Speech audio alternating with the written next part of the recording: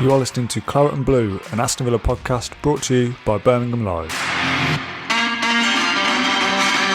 The last podcast Ash, Matt and myself did in person was 527 days ago. Can you believe it? We were talking about the Man City Cup final on the 2nd of March 2020. It's been a long time. Obviously we've done a lot of podcasts since then over StreamYard. It's the first time we've met in person. It's also the first time we've ever done a podcast as a four together because the office in Birmingham was too small. So James, welcome. Ash and Matt, welcome to the Claret and Blue podcast. Hello. Big season ahead for Villa. How are we all feeling about it? We'll come to you first, Ash, in the middle. How do you feel? Really excited, new era. Exciting, a new strike force to look forward to seeing. And really excited, like I said. No Grealish now, he's long gone. And really excited. That's how I'm feeling. I get the sense that Ash is really excited. What do you think? I don't think he's mentioned it. Matt, yourself, you've been away for ages. First of all, one of the first questions I had on social media when I said, do you want to give us some questions? Where is Matt Kendrick was the first one. So where have you been? I've been in Devon, actually. I've been having a lovely time. It's all right for some, isn't it? Lovely time on the beach. But I've been following it from afar. I've not got anything particularly incisive to say, which is glad you've got me back. In terms of where I am this season, I've always said that steady progress is a thing for me. Because I don't want our expectations to be too sky high that we underachieve 1 year and people think we've got to rip up, destroy the project. But I don't know whether this summer has made me think we need to move a little bit faster because I don't want to happen what's happened this summer. I don't want our best players to be cherry-picked. I want us to keep pace with their ambitions. I thought we could do that with Jack Grealish. Perhaps I was being naive, but I think we need to get in Europe this season, which to me creates... We're really excited about the options that we've got and the signings that we've made, but it comes with there's no real bedding in period. I think James, in his pre-season preview, put that he thinks there could be teething troubles before we get up and running. I'm not sure we can afford those teething troubles, really. So I think, as exciting as it is, I think it comes with a lot of pressure because I don't think we want to feel that feeling that we felt this summer of feeling that our best assets are being ripped away from us. Yeah, we'll come on to Jack Grealish shortly. I know if people are sick of it, but it's our big season preview, so we've got to mention it to some degree. But first, James, how do you feel about it? The season? What? I'm just happy to be there in person, to be honest. I know, myself and Ash have had the privilege of myself going to a few games and Ash reporting on them. But being there with the fans and just, going back and watching the Villa and it not being something you see on screen. So I know this is a cop-out answer, but whatever happens, bar a relegation battle, I'm fine. I just want to see it. Right. I don't believe that. He's going to be shaking his fists if you haven't got 9 out of 9 in the first 3 games. And we're 1-0 down to Watford at half-time and we're booing them. Let's talk about Jack then. As I said, people are sick of it and we've done a couple of podcasts. We did one as a trio when the bid was first announced and we were all a bit depressed thinking, this is the start of the end. And you and me, Ash, did one when it was officially announced he'd gone and you said you felt like your stomach had been ripped out. Yeah. Those things were a couple of weeks ago at this point. We'll come to you first, Ash. How do you feel about it now? He's made his decision. He wanted to walk away from Villa and he's done exactly that. Seen Dean Smith's comments today. He said Villa are probably 18 months behind where Jack Grealish wanted to be. So, he's moved on. I think everyone needs to move on for it. I think we'll be better for it. The over-reliance was massive and too much on Villa last season, as we've all seen. So, how am I feeling now? Good luck to him. He's turned his back on Villa. He wants to play in them Champions League nights, and Villa will do their own thing, and I'm excited by that. That's how I'm feeling. It's a hypothetical situation, Matt, but do you think if we were in Europe this upcoming season, he'd have stayed? Or was it still always Champions League or nothing? I think it's the England factor again, isn't it? It's fall into the trap all the time of clamouring for our players to play for England, which is effectively booking a big kind of Mercedes with blacked out windows to chauffeur them up the M6, isn't it? As soon as they get that England call, I don't think it would have been enough. I think Jack Grealish would have gone anyway because I think he wants to. He's had that taste of it over the summer of being the nation's darling, and he wants to be fast tracked to that. And can we blame him? I don't know. I think looking at some of the sums involved, I don't think he did move for money, but looking at some of the sums involved, and it's a pretty close guarantee to winning trophies moving to Manchester City. So, thing that I was speaking to Ash before we started the podcast, and I can't bring myself to dislike or to hate, despise, whatever, Jack Grealish. I can't bring myself to do it because he's got too much goodwill and credit in the bank for what he's done for Villa. but neither can I bring myself to want Man City to do well. Yeah. So I'm in a really strange place at the moment where I want Jack Grealish to go on, achieve and show the world what he can be, because we created him, Aston Villa created him. But if that means Man City winning stuff, it doesn't sit right. Do you know what I mean? Yeah. So I'd like Jack Grealish to finish as a runner-up in everything, and Aston Villa win. Does that make you bitter for thinking that, or is that the Villa head on thinking he's now a Man City player? Is my thinking behind it? Why do you wish Man City? Exactly. I tweeted, I think the day after he was announced, saying I unfollowed him on social media now because he posted a blue heart, and it's all like very PR things, and love just to meet the fans, big club and all that. And every player says it about everywhere. I unfollowed him and I tweeted that, and someone was like, it's a bit harsh, he's still one of our own. It's like, I don't follow any other Man City players. I don't think Grealish cares. I know, yeah, well, exactly. He's just another Man City player now. He's the same as all the rest of them. The Villa connection's gone now for me, and as much as you said on social media the other day, it looks like I still do care, so I keep tweeting about him. I don't care. Like I say, he's a Man City player. Talking about him. I know, but we have to for this, and we're only 5 minutes in, and we will move on very quickly. Yeah. But for me, Man City player, all focus on Villa now moving forward. Yeah, same. Obviously, made in Birmingham. Hope he impresses. He best win a lot of things. To be fair, for me to justify in my own heart, he best be the best footballer. Go on and be the best footballer who's ever lived. But he made the choice. I think it was always on the cards. I wanted to hold on to him staying, but not realistic. Can we move on? And made his choice. It's about Grealish, the brand now. That little kid who's playing just beyond there. The boyhood fans long gone now. It's about him professionally. So he's made a decision. Let's move on from the Man City end of it and how Villa react to his departure now. They've made some great signings. Emi Buendia comes in to refill that creativity. Leon Bailey, I've heard a few people say, rather than Leon. Christian Bale said that as well. Leon Bailey we'll go with for pace and ball carrying. And Danny Ings is that talisman to score goals. Do you think we've replaced Jack Grealish with those two? Yeah, I think we said it time and time again now that he was distilled into 3 attributes that I've picked up and put in 3 players. You've got your creator and progressor in Buendia, the pace and kind of danger and technique in Leon Bailey, and Danny Ings, who's that talisman and can drop a bit deeper and make that impact. And there's also, bag a lot of goals. So I think we have, and I don't know when we'll see the fruits of it, hopefully as soon as possible, but I don't know about you, Ash, but he looks promising. Does, yeah. Danny Ings, proven goal scorer. Only Kane and Vardy have scored more, so guaranteed goals there. Yeah, Buendia, he's already had a year in the Premier League, and his stats last season were frightening, so he's a player that's been on Villa's radar for a while. And Leon Bailey, a bit of the unknown there, but he's going to get people off the seats at Villa Park, and they're going to love him. Spoken to a few people close to him. He's chomping at the bit to prove himself, and he comes with a big reputation of doing it for Leverkusen, so yeah, pace, speed and finishing, they've got it all in there, so just when they get on the pitch together, that's the time to judge. A question before I come to you, Matt, on the signings that we can probably clear up pretty quickly. Where is Bailey? What's happening? Is it quarantine stuff? Yeah, he's still in quarantine now.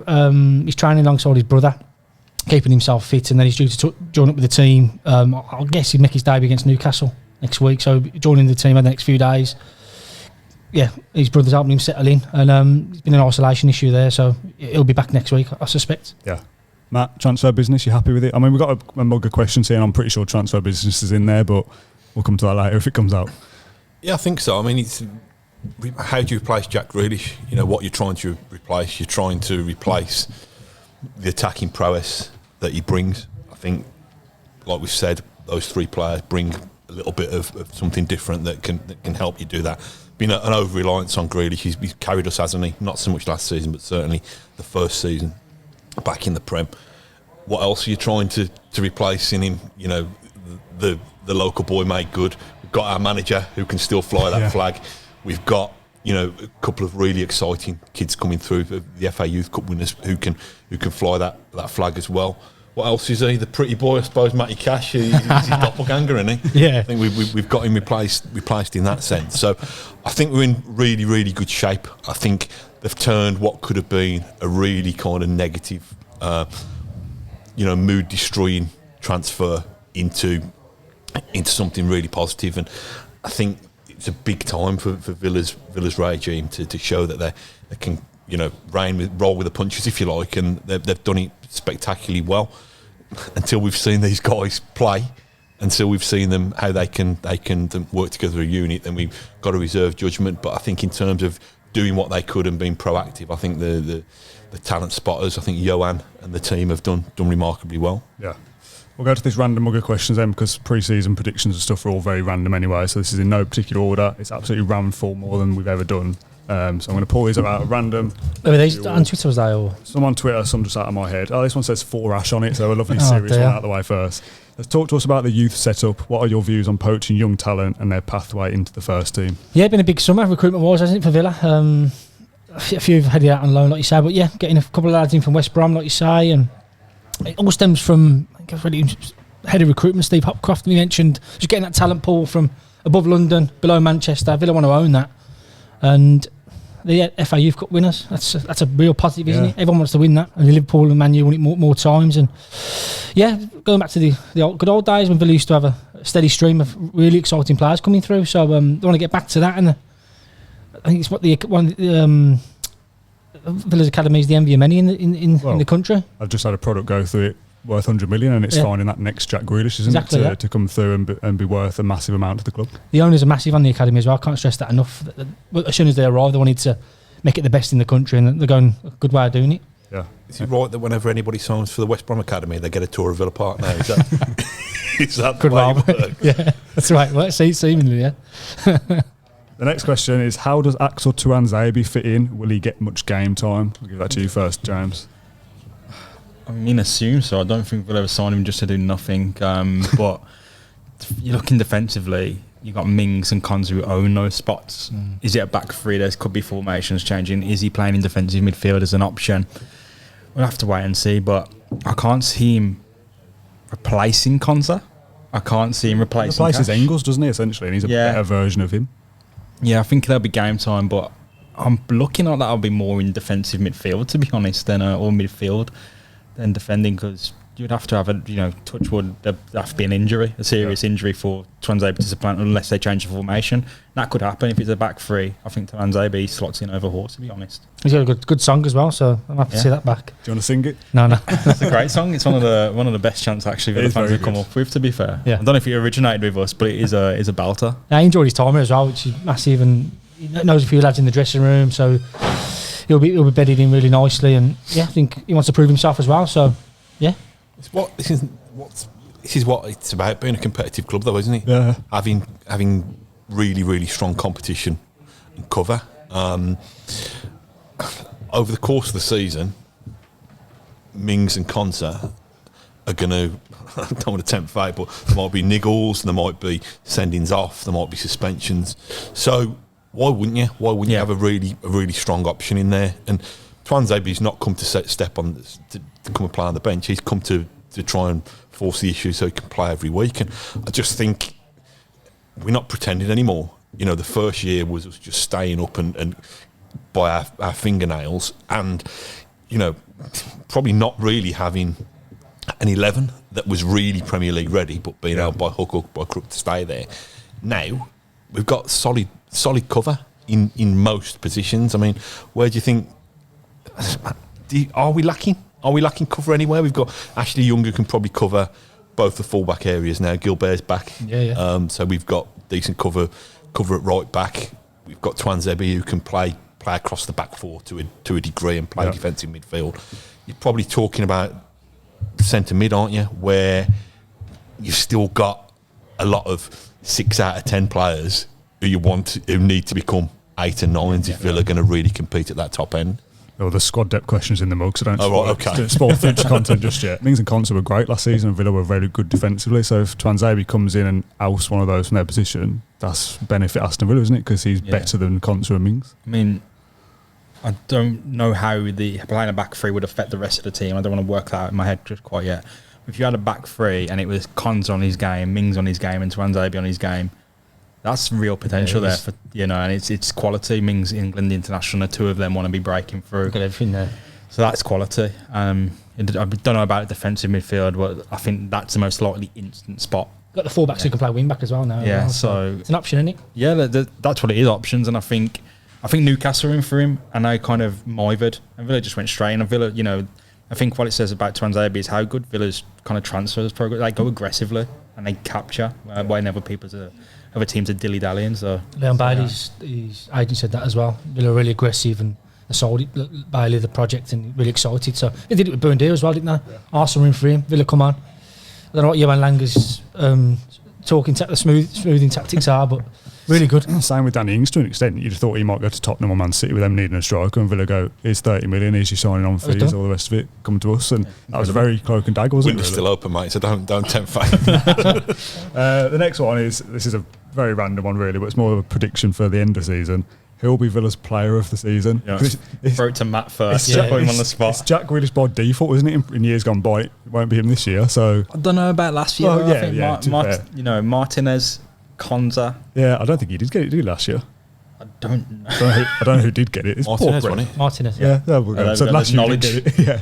I'd like to think it would be an attacking player, because that would mean that we've come out all guns blazing, and that we have, I'm not saying we're going to suddenly turn into the Harlem Globetrotters, but we are an attacking team, and that we're an exciting team. I'd love it to be Danny Ings because he scores 30 goals. I'd love it to be Buendia because he becomes, a real little gem, the next Benito Carboni or whatever, or a real a real fan's favourite in there. Let's say Ings. Let's say Ings gets 25 goals and he absolutely owns it. I'm going to go with Matty Targett. I think he'll... That's a boring answer, isn't it, compared to that? I think he'll be really impressive. I think he kicked on. I was speaking to my uncle about it yesterday, thinking the first season Matt Targett was here, how he seemed to be overrun, knocked about, push over, and he's kicked on. I mean, he doesn't look any different, but the mentality, I think he's got what it takes, and I think he'll be itching to prove himself without that link up with Grealish, and I think he could be a real threat, both defensively and... he's got some proper competition now as well. Yeah. To be fair, yeah, true. Which, with respect to Neil Taylor, I don't think he had that other than the first 6 months of his time at Villa. Yeah. When Targett was trying to get fit and ready. I don't think there was anybody breathing down his neck. But Ashley Young's not just come here like an old pensioner who's going on a trip to their old, their favourite haunts or whatever. He's been hanging around the elite, hasn't he? He's not come around to Villa just to mess around. He's come to play, hasn't he? Do you know what I mean? He's super fit. He's super professional. And he's going to be demanding to play. Yeah. So that's, Matt Targett has managed to raise himself to a level, even with having Neil Taylor, just politely saying, can I have a game occasionally? I was about to say. Young is right at it, saying, listen, I want to play every week. That can only be good for Matt Targett, you'd think. No, if Young was playing on the left and you're at Villa Park watching him, you might have a bit of a moment and think he meant to be in the press box, right? About him flying up. Yeah, I'm probably carrying, so thinking O'Neill's coming to shout at me. You got a name, Ash, for players? I'll go and next to Target. Tyrone Mings, big year for him. I think he proved himself at the Euros. Came in, he spoke about his troubles, about a bit of self-doubt and that, and I think he'll come out after the Euros with a bit more confidence now. And we've seen it at stages last season when he come out the team. Villa were a bit ropey at the back, and his communication on the field is massive, and that's a key part of why Villa got 15 clean sheets last season. So if he kicks on again, and Martin has a good season, and if they have a good season, I think the lads up front, Ings, he's scoring goals and keeping clean sheets, you're going to win a lot of football matches. So big season for Tyrone. It'd be interesting if he gets the captaincy over the coming days. So yeah, big one for Mings. I'll go Buendia just for the sake of difference, to have a different name. I think he'll be a little star, little magician, replacing Jack. It's very rarely a player didn't pass to Jack, do you know what I mean? Yeah. I don't want to see that anymore. Shackles are off, go and do your thing.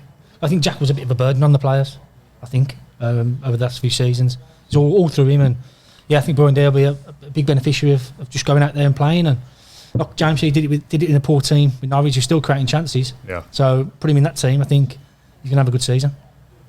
Do you know what I love about it, and the prospect of Bailey as well? I like to be entertained. We want to win football matches. Even if you win, you take a gritty 1-0, ball goes in off someone's backside kind of thing. But I like those little moments in a game that I think, this sounds really stupid, 'cause I hit the heights of Worley Sunday League, and I think I played for the district twice when I was 14. So that's my career. But the thing that I like about the Premier League is that you see people who can do things that you could never do in your wildest dreams, and you can be a professional footballer by doing the basics really, really well and having a good mentality. Yeah. But to be an elite footballer, you've got to have that little extra bit of magic for me. And it's a cliche, but when people say that was worth the admission fee alone, I like moments like that. I like somebody who drops the shoulder or does a little drag back or a little spin or a little flick around the corner. Those little bits of magic. And if we can get those that make you think, wow, I enjoyed that. But they're also helping Villa win matches because they open up defences and they create goals and they score goals. To me, that's magic. That's why. That's why you pay. You pay because it's those little moments of class and genius. Yeah. And I'm hoping that we see that. I'm hoping that we see players who are able to do those off the cuff things. Don't listen. Dean Smith is still going to be a pragmatist to a degree that he's going to want the shape of his team to be set up right, that out of possession as well. But it's those little kind of things that it's not just going to be Jack Grealish who we're going to be relying on for that little bit of magic. It could come from 2 or 3 places, and that's really exciting for me. Yeah, it's like I said, if you don't concede goals and score one more than the opposition, you'll win games, won't you? Simple as that. And the back line looks very strong based off last year. The forward line looks much stronger than it did last year as well. So I'm not quite sure the midfield's just right yet to make it all tick along, but we're definitely heading in the right direction, aren't we, in terms of building the squad. We've got a set piece coach now as well, so going at it at all angles. Yeah, so exactly. Typically, at the time we stop winning free kicks. I know. Yeah. Next question, I'm going to save that one. Can he be someone who teaches us how to win free kicks? That's a start. Here we go, perfect timing. What other positions, if any, do Villa need to strengthen in the window? There's 20 days to go as we record this. Midfield, isn't it? Yeah, I think so. Yeah. A few issues there, aren't there? Morgan Santa's not fit yet. Douglas Luiz 3 weeks away, and then I think he's going to go with McGinn and Nakamba to start off with. You need another one in there, I think. Some height in there. Height and physical presence. Yeah. Can I ask about Carney? Yeah. Am I just investing too much on him because we've got a big Bodymore Heath Academy graduate shaped hole? I don't know what Northampton fans will have to say to you about that. Say again. I don't know what Northampton fans will have to say to you about that. Poaching their boyhood, their next hope for the future. I just think, I don't know. I'd like to say, I think Jacob Ramsey has shown that the path is there. Unless anybody can grasp it, has he got as much chance as anybody, or am I fast tracking him? Is he another 2 seasons away from being the man who can go in there? I'd say so, yeah. I think he'd be eased in similar to Jacob was last season. I think he could probably get 10 to 15 games. And then usually his defensive work, every time I've seen him last season, he's more of a 10. He likes to play, he's more of a tack more in central midfielder. I think Dean's probably licking him into shape to be a box-to-box and do the dirty work as well. I've seen Jaden Phillips and Bedos do the dirty work as well in pre-season, which has been good. And I think Carney be eased in. I think he'll stick around the group, and he's some specimen at 17. He's twice the size of me, and so God knows what the future is. But he's in the Paul Pogba mould, physicality wise, and I can't see him coming in straight away and bossing it. No, I can't see that. It's interesting to see Villa's dynamic in midfield. I'm going to have 2 holders, aren't they, to begin with? McGinn's going to be sitting him in the Nakamba. Yeah. So, and then I think Douglas Luiz, another option, Sanson. I can't see Carney coming in and being one of 2. Maybe if there's a 3-man midfield, he probably does that. But you have nine subs now. Exactly. So I think it'd be easy. Yeah, good chance. All right, who will replace Jack Grealish as captain, and is in 2021 is being captain as important as it used to be? Actually having the armband, does it make a difference? Because if it is Tyrone Mings, like we all think it will be, unless you disagree, he's a leader anyway, isn't he, without the armband? So I saw someone say, I don't know why I pay attention to it, but someone said you can't give it to Mings because he's got to be, and I think no, but you want that. That is a captain, isn't it? Yeah, you want him to be, be opinionated and have his, the leadership attributes that he has, like off the pitch and on the pitch. And look, it could just be easily as given to McGinn or Martinez or even Target or Cash. They could have the armband. Cash has had it in the pre-season, but I think Mings is like the most likely candidate. But even with Grealish there, they were packed with leadership. There was leadership everywhere. People were always bossing people around and making their voice heard. Konza, I think, late in the season. Young's really vocal as well. Villa Park the other day, he really dishes it out. So there's a few leaders in there. Yeah. Mings will be captain, like whether he wears the armband or not. So maybe you do give it to someone else to kind of have like 2 captains, but it feels like it'll be Mings. I don't know where I heard it, and it might have been a Dean Smith interview at Brentford, but I think they had a vote pre-game on who. There was a club captain overall, but they gave the armband out. The squad said who's today's captain, and they all chipped in and said, Your under 13's way of doing it. That's what but that's, I think it's just a democratic way. The way he speaks to the coaches, they all kind of contribute. No one's the true assistant, are they? You see clubs have like leadership groups and stuff as well, don't you? And I imagine it's similar over there, whether it's called that, who's leaders in that dressing room. Yeah.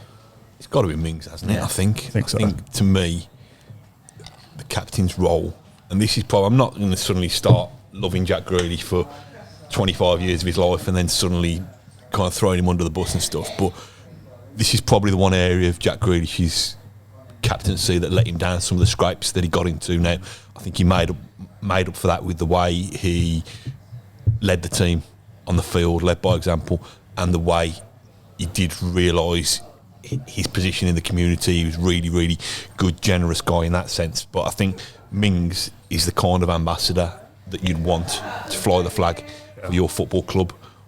Do you know what I mean? He's opinionated, but he's eloquent. He speaks confidently. He supports, in my mind, I'm not sure everybody's going to have the same political viewpoint as myself and Tyrone Mings, but he supports good causes. He's the kind of person who reflects Aston Villa in a good light, and I think that's a really important part of the role as well. Given the exposure that the Premier League gets now, I think it's important to have the right kind of man who's leading in that way. But just on the field as well, we've spoken at length about Tyrone Mings, about he perhaps doesn't get the love that he deserves from some Villa fans because we know he's got a mistake in him. But have you ever questioned his commitment, his desire? He puts his body on the line for the team, and he's got high standards. He's got high standards of himself, and he's got high standards of people around him. To me, that screams captain. I'm not saying there's people in the team who don't have similarly high standards, but you've also got to think it's a squad game now. Who's going to play every week? Your captain's got to play every week. So outside of perhaps, I don't know, one of your centre halves and your goalkeeper, I'm not sure anybody can be guaranteed. I'm not saying they can be guaranteed to play every week, but I don't know. Is there another contender? I think it could only be Martin as full-time captain. That's the only personality that kind of sticks out to me above Ming or equal to Mings. I don't see anyone else. No, it's got to be Mings in it for me as well. Should we move on?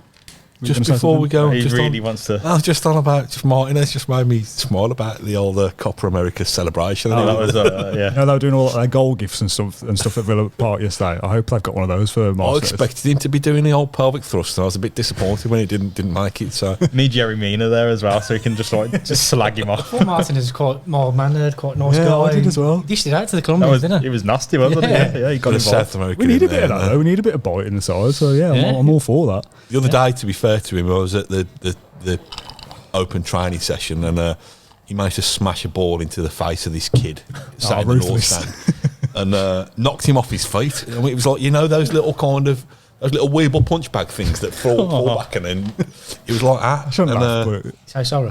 He just went over, kind of swept him up in his arms. I think he offered him his gloves, and so I don't know whether the kid took his gloves, but he offered him his gloves, gave him a big hug and stuff like that. And it was just, to me, and I know James touched on this earlier, fans back in stadiums, that to me was, without being too kind of sentimental or cliched about it, that was the connection, and it was lovely to see, because we've cheered and we've idolised a lot of these players without, with the exception of Ash, who's been lucky enough to have his press pass every week. We haven't actually been able to see them in the flesh. Yeah. So it was a really, really nice connection, and it just showed what a lovely fella he is, to be honest. The next question is, how many goals will Ings and Watkins score combined? We'll get a number out of all of you quickly. And then I mean, Watkins? Yeah, Watkins. That's good, isn't that? What do you think? 30 between them both. Yeah. Ash? I'll go 35. Matt? 47. How old are you We're again? guessing my age? No, is that what's going on? 63. I don't know. How many each? I think, over 30 between the two of them. Should be actually genuinely calculating it out. Just trying to think about Watkins got 14 last year. I think someone said he hit the post 7 times and had 3 ruled out for VAR. So that 3 rubbish ones doesn't work like that. But Ings got 12 then or something like that. Watkins could have got 20 plus last year in theory. I'll go 35 again. Then we've got a little bit of flexibility. Who gets what, haven't we? Okay, we'll come back to the end of the season and see who was closest. What about you? 33, just to be different. Okay, yeah. 16 and 30 would be good, wouldn't it? Yeah, well, yeah, at least. 15 each. It depends, doesn't it? Just because they're both playing and both goal scorers, the goals could be shared around. Watkins could get 25 and Ings get 5, and you still got 30 goals between the two of them. Be interesting to see what was the last prolific partnership. So I reckon Carew and Gabby probably got, 28 between them. Benteke, Varman, Gabby as a trio, maybe. Yeah. McCormack, Kosher, Hogan. 3 goals. Benteke, Gabby, and Varman probably did, didn't they? Probably got about 35, but Benteke got the bulk of them. Yeah. Another one from Twitter. Which player is most underrated as it stands that could go on to have an important role next season? Nakamba. Nakamba? Yeah. Does he play much, though, if we sign a new DM? Interesting, because he finished the last season well, and he started pre-season really well. Gone under the radar. People won't have him in their starting 11s, but I think he could have a really good season. I think he's important to Villa. He's the only defensive-minded midfield man in there. And he's done well over pre-season, and that bodes well, and we'll see. But I think, you asked me that question, my instant feeling was Nakamba. I think he could have a good season. Yeah, I was going to say even Nakamba or Traore. I think, he was absolutely, dynamite at some point, some seconds last season. But when the fans came back against Chelsea, he just seemed to just thrive, and you're like, what is this? What is going on? But Nakamba, I think, is the honest to God answer. I mean, there's a role there open for him to take. Whether he does it or not is up to him. But he could talk Villa out of making a signing here. Probably Traore, to be honest, because I think we've got that excited about the attacking options that we've got available. He's not going to want to suddenly disappear into the background, to be honest. So I think he's going to face a challenge to get into the starting lineup. But I think if he's coming on for 15, 20 minutes at the end of games, I think he'll be busting a gut to make an impact. Said so many times during the podcast last season that flaky wingers not delivering enough. And then you look at the numbers that he posted in his first season back in the Premier League, and gave us the sense that there was still more to come from him. So I don't think he's going to want to lie down and be forgotten about. I think he could still have an impact. I think you could copy and paste everything you just said there about El Ghazi as well, unless he's the one that ends up leaving. There's a funny thing. Like I used to joke about, in the Championship when we had like 10-game run, and every game when there was injury time, McGinn used to just go on another level and run the ball down the corner. It's like, here's his time now to shine. He found another level. This 75-minute period for El Ghazi, Traore, Ashley Young, if he comes on as well, it's raring to go and have a lot to prove. El Ghazi again every summer. He's going. Yeah. Stays and makes an impact somehow. So it's on him to double it up again. It's dangerous territory for me. I think we're just bordering on optimism, and it really, really, really scares me just through bitter experience that you start to expect, and you get a big slap in the face. So. The easy thing to do with Grealish leaving this summer is to write ourselves off, isn't it? You'll see some silly things in the media from, I don't want to name anyone specific, but you'll see things that are like, they've lost Grealish, they'll struggle this year, 15th. You'll see a lot of predictions like that, I think, because people won't have really paid attention to us. But because the board have done so well with their recruitment, which is the next question, there's feeling for optimism. Losing your best player for 100 million, we should all be going into this season in theory going, this could be really difficult, but they've done well, haven't they? I think it'll galvanise the fans as well for me. They're all in it together now. It's the owners are back Dean to the hilt again. Yeah. And like I said at the start of this, I'm really excited. Yeah. Transfer business then, how do we rate it so far is the next question. Obviously things can change, even we might sign somebody during this podcast even, so things could change. But so far, how do you rate it out of 10 or A star, however you want to go for it? What more would you want, really? Yeah. Near enough 100 million spent again. Yeah. Third summer in a row now, it's been the case. Not many teams are doing that. And cherry picking the best of players. Got Southampton number 9, thank you, we'll have him. Bailey the same. I hope they did the deal like that. Yeah. Oh yeah. Thank you for that. Buendia as well, yeah, he was Norwich's main man last season. Villa were getting them acting like a big club again, like they were back in the day. So transfer business out of 10, I'd say 9 or something like that, really high, and I think fans are right to be excited. Yeah. Matt? I'm always wary of this because you'll say judge them at the end of the season, won't you? Clip it out, can't you? The fact that they've managed to excite a cynical old git like me when the talisman of the last 5 years has disappeared up the M6 suggests that on the face of it the transfer business is really, really good. It frustrates the hell out of me that I don't think we're going to see Bailey or Buendia immediately. What's the chances of them being back for that Newcastle game? I'd see, I'll be aiming for that 100%. We see Bundy's fit for what I think not looking likely, but Newcastle games have won first home game. Really good one. To be fair, the atmosphere will be incredible. I think it's amazing. I think I saw somebody on Twitter compare the signing of Ings to when we signed Dion Dublin a good while ago, and a striker with experience of banging goals in the Premier League, who, it's actually veered away from Villa's business model in a way that you're not going to get much the same level of sell-on value from Ings, but he's Premier ready, isn't he? Yeah. And I think that to me shows that Villa probably don't have the same amount of patience that I was talking about. Yeah. That they want to kick on quickly, and as a fan, you can't ask for any more than that, can you? That kind of ambition from your club to not stand still, but to move forward at a rate of knots. Next question is, which academy prospects have the best chance of a first team impact this season? It's got to be Carney. I don't know. It's got to be Jaden Philogene Bidet. I think you'd say him. I mean, he was a hyped one. He was hyped with Really Chukwuemeka, but there was always rumours as well, like Leipzig and all sorts. So, and we didn't have the access, as fans, to the academy until kind of halfway through last season. I think the first match we got Burnley, and all of a sudden it was all televised. But we'll see him in the flesh, and he looks really exciting. Ash. So. Yeah. He had a really good pre-season as well. He's 2 goals, 2 assists from 4 games. Really stood out.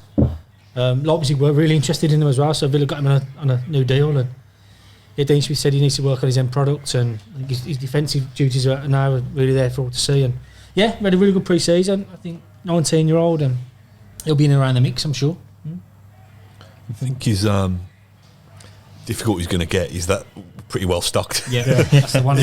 in those areas. Like I say, I mentioned Carney Chukwuemeka. That's it, yeah. I was actually trying to advocate singing Ollie Murs Troublemaker, having the chant around that for the whole way, but I don't think he's going to catch on. I don't know, like you said, I'm getting ahead of myself a little bit, but I think he's got that physicality, and he's got that kind of real belief and that real swagger. I'd like to see him. It's going to be 10 minutes here or there, but unless we sign somebody in that position, I think that somebody's got to go and grasp it. Yeah. Somebody's got to go and grasp it, and I don't think he'll get as many opportunities to grasp it as the senior players alongside him. But I'd just like to see what he can do. Do you think any of those guys will get a loan spell? We've seen Barry go out, and when we talked about which one's got to go out. I was about to say this to Matt, like, will you be going with Carney's dad to watch him at Yeah, I'll be there, mate. I'll be there from day one. Mate. I was about to say you're pinning your flag quite a bit here to the man. So if you need, listen, if he wants to travel in style Vauxhall Astra to whatever League 2 outpost he's. They'll have me working on the origin story of Carney Chukwuemeka next I've had comments on that. People saying you should delete this now. The Jack Grealish episode we did. It's like, come on. Where's the Louis Barry one as well? Ipswich Town, you've missed out there.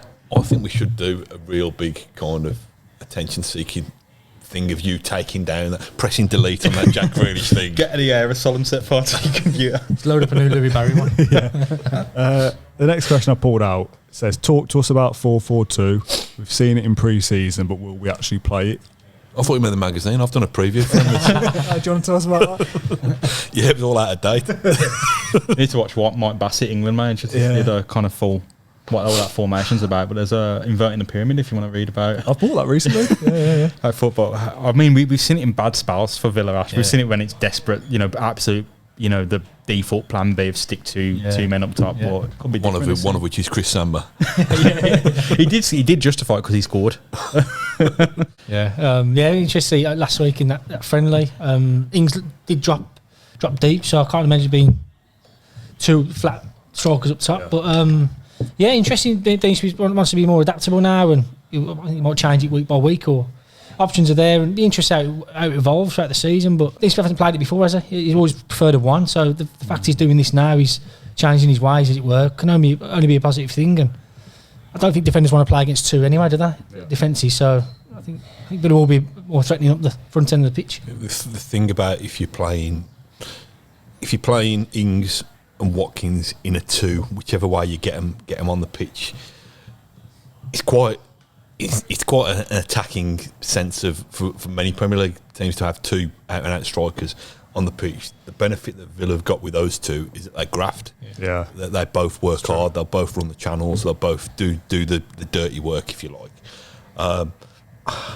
I still can't see Smith going 4-4-2 because it's such a departure from what he's done in the last however long he's been at. How long he's been at Villa now? 3 years. October 2018, I think. Yeah.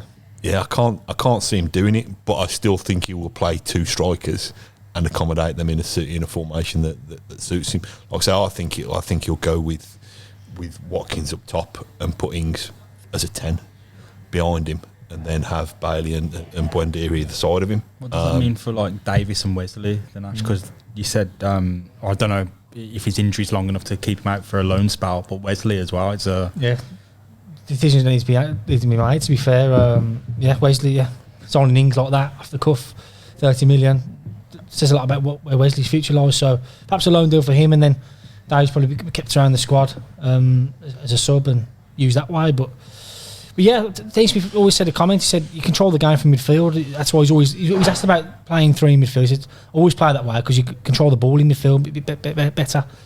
So like Matt says, I think perhaps you might have Ings dropping in. I think Ings did drop into midfield against the Italian side last week, and I think what Matt's saying could be the way they go, to be fair, and having McGinn in the Canberra and Ings dropping into to help out. The next one says, which player excites you most going into the new season? You know who is he? Yeah, I can't remember. Who did I say? Carney. Thing is, with that as well, So I want the chance. I'm not really bothered about anything else. I just think we need Ollie Murs, don't we, from the Holton? 4 goals, 3 assists, and he'll be on the back of your son's shirt. You know, you think so? Not if it's playing per letter, it won't be. It's going to be Ings or Mings, I'm telling you. And the M's going to be a Velcro one that we stick on, depending on how. Apart from you two that were at games, or you less so, but you were there every game last year, and you've been to the training session. Did you go to Chelsea as well? I didn't go to Chelsea. The training session was my first reappearance. It's very easy to say like, Buendia, Ings, or one of the new boys, but we've not even seen Watkins in the flesh yet, or Cash in the flesh, or Martinez. Like, I'm excited about seeing those players as well, not just the new guys, because we've not even seen last season's new signings yet. Watkins looked good actually in the old 9-a-side kick around. He was finishing, looked really sharp. There's a really good vibe about it. Yeah. To be honest, and it was. It wasn't quite deleting all the photos of your ex-girlfriend off Facebook, and it wasn't airbrushing Jack Grealish that way, but it was more, I don't know, putting all the pictures of your new girlfriend. It was just we don't need to dwell on that. We've got all these exciting people. Like I said, I only went inside for the open training session, but it was. Buendia's got a really high pitched voice, by the way, hasn't it? Yeah. But it was a really great knowledge on the podcast. Telling you, but it was just a really good vibe about it. But you're right. There's a lot of players who I've said this before, who we've had to hero worship from afar, who they've produced a really good level of performance. Some of them stepping up to the Premier League, the likes of Matty Cash for the first time, produced that without the crowd. And you can look at it both ways, can't you? Will they thrive off the crowd now and feed off that and be this kind of mutual appreciation society that will help them kick on, or will the kind of grumbling old men like me high up in the galleries, impact their performances? But I think there's a real togetherness about the football club now. I think we've said this previously, but these fans who don't just hero worship the players, actually kind of quite like them as individuals and as people. I think it's a really, to paraphrase Ashley's first answer, really, really exciting time. Well, yeah, as much as there was part of me that was sad about I'll never get to see Jack play in a Villa shirt again. Last time I saw him was 2020, play for Villa, and a part of me is tinged with sadness about that. I'm not going back in a couple of weeks' time to watch Jordan Bowery and Yakuba Silla and Grant Holt and other rubbish footballers we've had over the years. We've stepped over. I don't know if they're watching. They won't be watching this. I'm going back to see Buendia and Watkins and Ings and a new exciting Villa, and that kind of puts any sadness out the window for me. The fans have been locked out of Villa Park for too long now, and even the Chelsea game, it was incredible. We beat the champions of Europe. Let's not forget that. And do you know what I mean? And I think everyone's in it together. I mean, James mentioned the game against Everton that Friday night, so that sticks out. And Villa got promoted. I think you can expect the nights again. I think everyone's in it together. Everyone's rallying around each other. It's been a hurtful summer with you know who leaving, but the owners have gone big, and Dean's gone big, and hopefully we can just pack it out down there and get them points on the board. Yeah, it's a big question now. It's more of a negative one than we've had so far. How much pressure is on Dean Smith this season? Part of me feels like there isn't any pressure on him in a weird always way. Pressure, always. Not none, but a lot of people will just go, well, he's lost Jack, so you can understand why they finished 12th or whatever. I think Villa's owners probably not need to see immediate massive progression, but need to see that the ship's in steady hands and that it is going forward. That could mean anything. We don't. Yeah, but you'd think it wouldn't be in steady hands if you sat your manager, so there's no pressure. Yeah, it's it's not that there's no pressure, but I think the release of Grealish for 100 million. I think it's going to be a difficult season to judge by the fans' metrics. How we judge a season. But Nassef and Wes will have big aims, and I'll need to see some kind of off-field progress. If it isn't on-pitch progress, I need to see something which will justify, keeping Dean Smith on. But as I said, it's been probably the most dynamic period of progress. I don't know if in our history, but in recent years, actually, it's been wild. But yeah, they mentioned that 5-year project, and they're 3 years into that. So if he keeps on board with that, I mean, his latest comments today with 18 months off keeping Jack Grealish. So. What does that mean? I get that 18 months. That leaves you halfway through a season. Strange, isn't it? He's going to go in January. That's all. We'd be in the top 4 in January, 2 years away, and then fall off. That's all. But saying that, that's my way. Yeah, 5-year project, whatever that means, and 2 years, 2 years left of that, and the pressure's always been on Dean Smith. You need a good start. If you lose matches, question marks get raised. Was that then squeaky chair? It's this belt on the back of my chair. It's doing my head in. Squeaky bum time for Dean Smith, isn't it? Very good. Pressure on Dean? Yeah, I think so. I think specifically from Matt, screaming. You'll be on the dugout, aren't you? Yeah, throwing cabbages. I'm a bit further up than that. I can't be bothered to shout that far unless I'm singing Ollie Murs songs. There's loads of pressure on him. Can you sing that for us? 'Cause I don't know. Say it again. Can you sing it? Because I don't know what you're talking about. No. Okay. I'm not having pressure on me. I'm talking about pressure on Dean Smith. Of course, there's pressure on him. They've given him effectively 100 million quid to spend again. They're not going to say, "Here you go, stand still or go backwards." I don't know. I'm quite cynical because I think Dean Smith. When Villa have decided that they've had enough of Dean Smith, I think they'll be quite. Not brutal, I think it'll be managed quite well, but I think when they decide that they need to move him on, they will move him on. So Dean Smith doesn't want that. He's realistic, but he doesn't want that call to come. So he'll be working super hard to make sure that.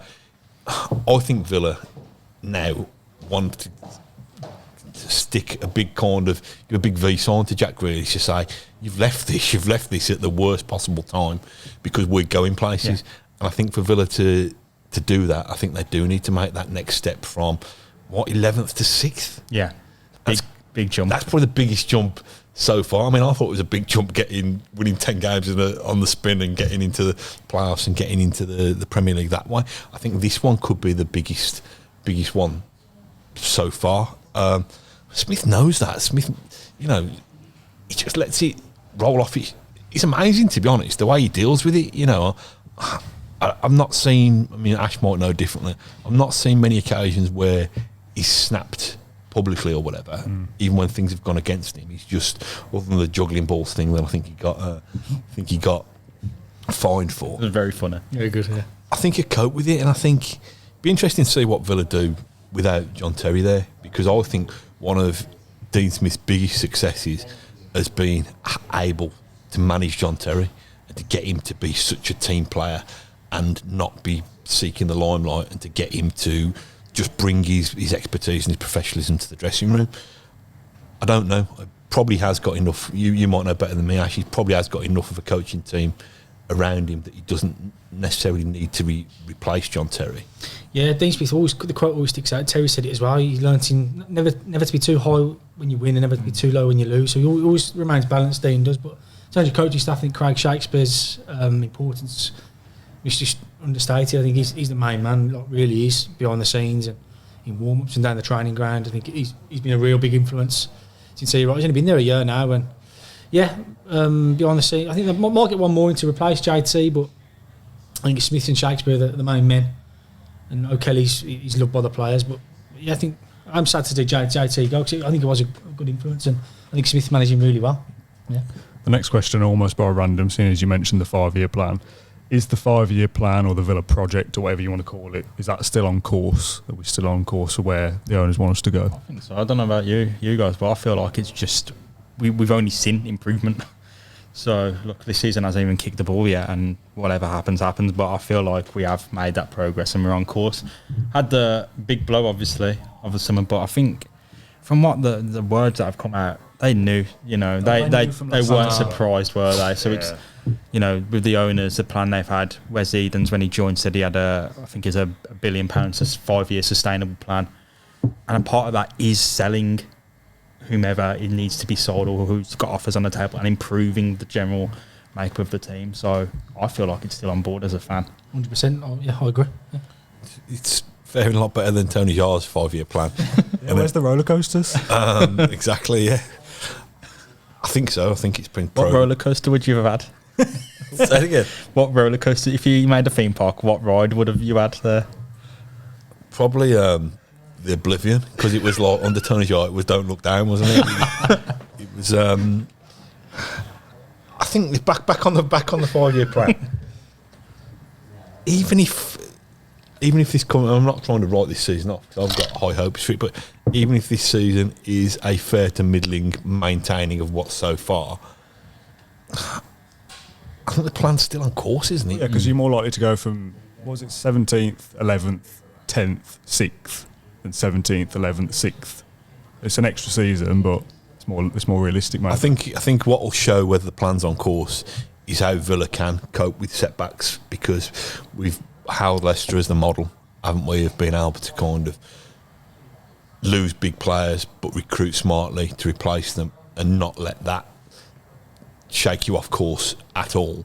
I think if Villa can show that this season, it will show that, you know, people have said, haven't they, in the last 5 years, you know, Dean Smith's a crap manager who's relied on Jack Grealish.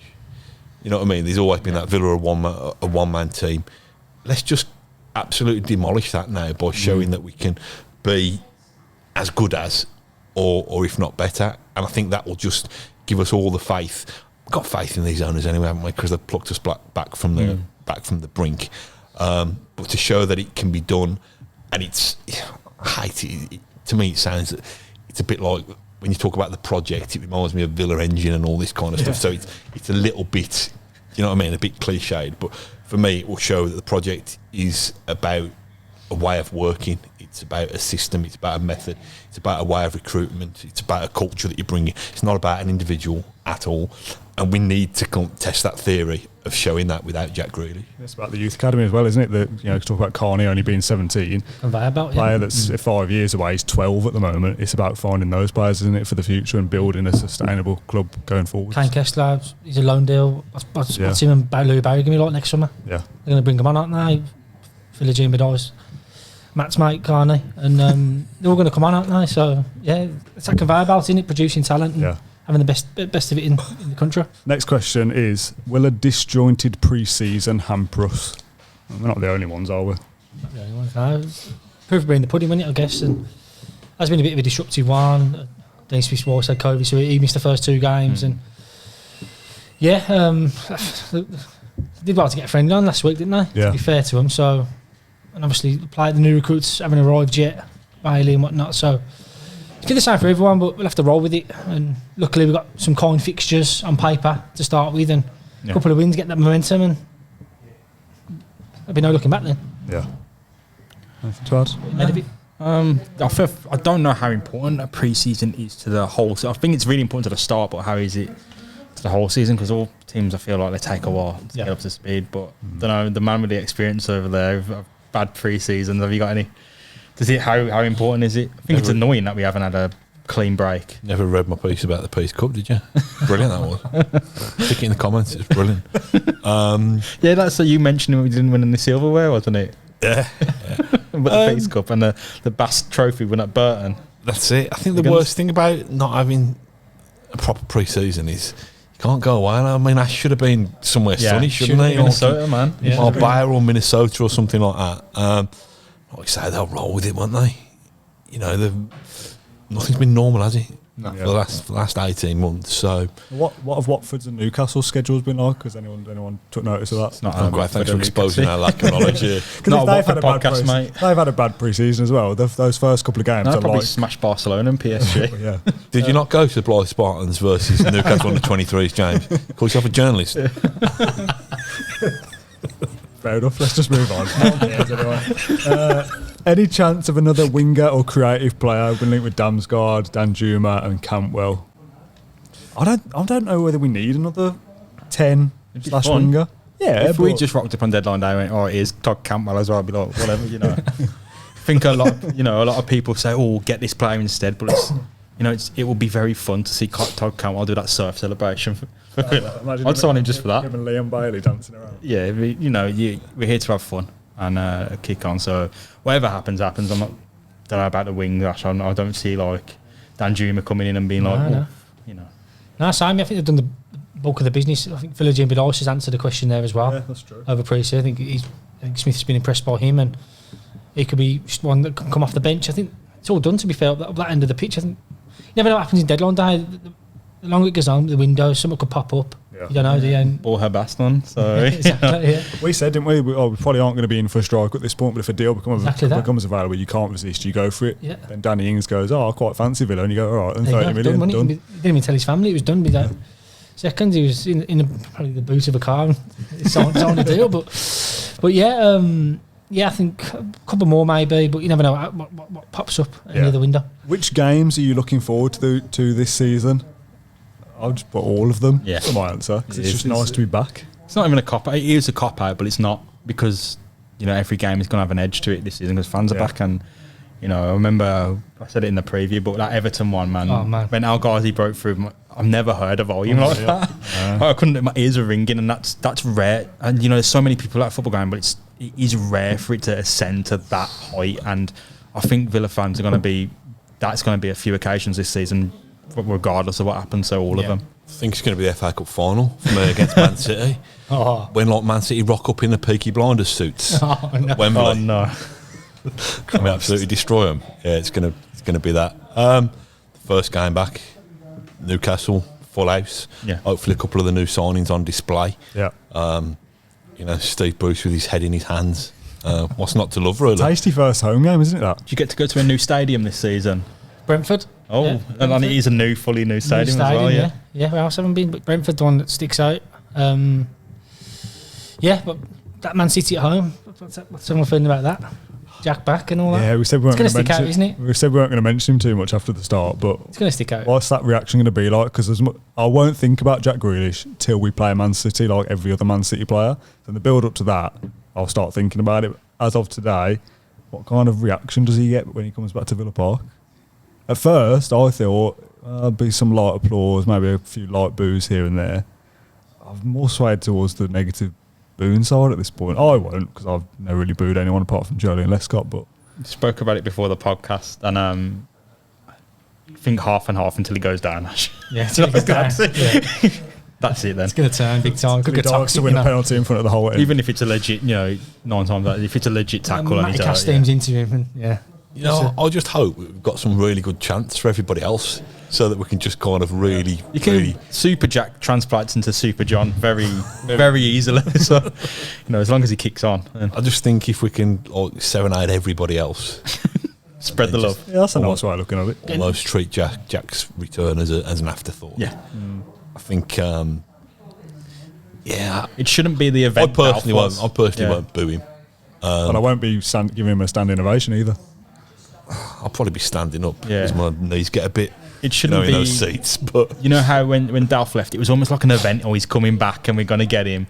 It was a big thing, and I feel like this shouldn't be, because we're levels above that now. you're nice to get an early goal, do you know what I mean? And Jack struggles a little bit, do you know what I mean? It'd be nice to do that, but yeah, I think what I'm looking forward to the most, that first home game of the season. That's going to be buzzing.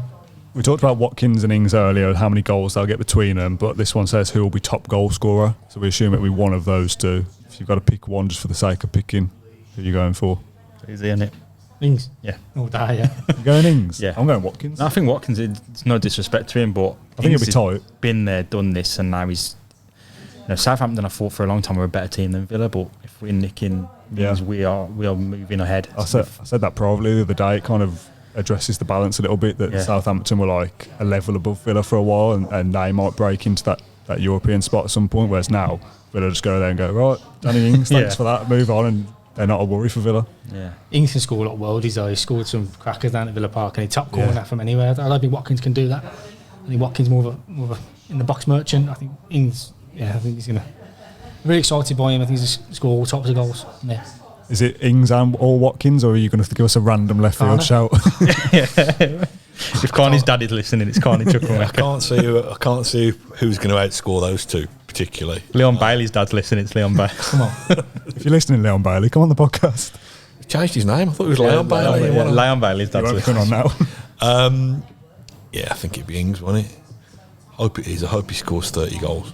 30? Yeah, he won't, but I hope he does. Benteke's record's 19. We can surpass that. Is it? I hope so. I hope so. I don't like to. You should have said no. He'll just get 10. I don't like to be clipped out in 6 months' time. We said that last season. I don't like to say stupid things on a podcast. There's 2 more to go. I've left these till the end, so they're not random. If you've got to put your neck on the line today, and we might still make further additions, where do Villa finish this season? Make Matt what do league first. position? He looks stressed. Look at him. Ninth. 7th. 7th? Yeah. I was going to split the difference and go 8th. 8th. I was going to say, I wish I said it first now, because it looks like I just... I'm going to go 8th as well, yeah. Fair play. I think we'll be just outside. You know what? The best of the rest. I'd be buzzing to be in that Europa Conference. I know a lot of people have slagged it off, that Europa Conference League. I'd be buzzing just to get knocked out by an Icelandic team. We were mid-table championship 3 years ago. Like any European football, whatever competition is worth playing in. If we get in that and we're playing in Armenia and, Ash is out all sorts of places in midweek. And, I know it's a weird thing that they've done UEFA, but it's cool. It gives us an actual opportunity now, so why not? And if it's Europa League or Champions League, whatever, but just get there and fly us out on the plane, Matt. Just need to finish high enough to stave off interest in Konza, Watkins, or whoever comes knocking for whoever next. But if that's the model now, that you turn 12 million Ezri Konsa into 60 million Ezri Konsa, you then reinvest it and go again, don't you? Yeah, I think... In fact, look, you've got to prove it this season, haven't you, with Grealish going? That's the biggest proof. Yeah. So I think a lot of people are scared if the project doesn't go, Martinez goes, but the guys in recruitment know that they've got a job on to replace them, and we guess the proof here of how good of a job they've done of replacing the biggest one that will ever leave. So anything else is, I don't know, small potatoes really, isn't it? Yeah. Almost. The last question is, what is your definition of success for Villa in 21-22? This is probably more than league position. Do you just have to be better than the year before? Do you have to win a trophy? Do you have to get into Europe? How do you define success? Come to you first, Matt. Probably Dean Smith's still been in charge. Yeah. Because if we fail, it won't be. I want to win something. The League Cup would do. Yeah. It sounded super menacing, by the way. If you're not good, he won't be. Like, I don't have any say in it. I'm not part of this. What's this new app thing? What where you get to vote? What were you talking about before? I ain't gonna mention it. I don't want to advertise it. I need to give them. They need to pay me first, man, before I start backing it. Finish higher than last season. Hopefully, win a trophy of sorts. And us not be having a conversation about that fella who's just left for 100 million quid. So if we don't win a trophy, is it failure then? Is it as binary as that? There must be somewhere in between, aren't there? I thought. Get to the final and or at least have a good semi-final, because I think we were all happy with the Carabao Cup final. It's a story how close we came. Yeah, true. Just got to carry on and then eventually win one of them. How do you define it, Ash? Success? Boring, really, but just more points. 55 was last season. Improve that by 10, 65, be there or thereabouts. We'll be in the top 4 if we get 65, won't we? Just more points on the board, and just everyone's come away from Villa Park week by week and enjoyed that. Yeah. Really enjoyed going down there, and just that as long as the enjoyment factor's there, everyone's happy with the way they're playing. If it doesn't happen one week, you get beat one week, okay, you win the next, and yeah, look, Dean Smith's doing the job, doing something well there, and let's go deep in the FA Cup. That got taken away from us last season. Yeah. The FA Cup, you know what I mean, because of COVID. So good crack at that. I'll be happy. And just finishing a little bit higher. I've done set myself too high, saying top 6 and all that, but more points on the board can only be progress. Yeah, limit the games where we look at a loss. Yeah. I think you would pick up 57 points where that puts you this season.